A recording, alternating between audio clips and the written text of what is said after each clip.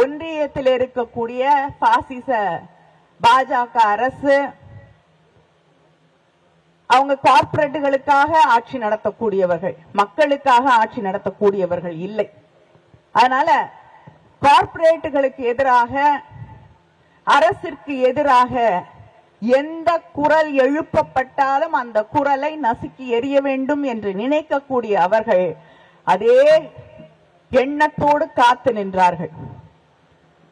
Father stain சுவாமி ஒரு வீடியோல சொல்றாங்க, எந்த பீமா கரேகான் வழக்கிலே அவர் இணைக்கப்பட்டாரோ அங்கே நடந்த சதிக்கு அவர் பின்புலமாக இருந்தார் என்று சொல்லப்பட்டதோ அந்த ஊருக்கு நான் போனது கூட கிடையாதுங்கிறார்.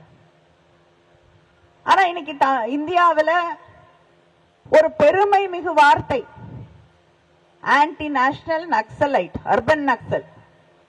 யார் அவங்களை எழுத்து கேள்வி கேட்டாலும் இந்த மேடையில் இருக்கக்கூடிய அத்தனை பேருமே ஆன்டி நேஷனல்ஸ், ஆன்டி நக்சலைட் தான் அவங்களை பொறுத்த வரைக்கும். நீங்களும் தான். அதனால எல்லாரும் பெருமையா எடுத்துக்கலாம்.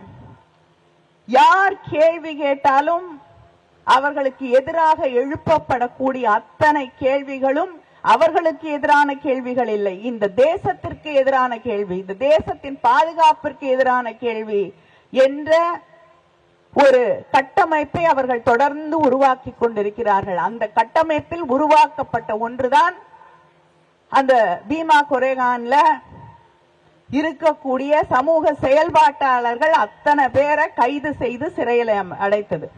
84 வயது,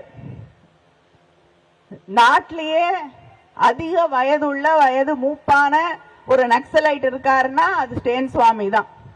அந்த பெருமையும் அவருக்கு தான்.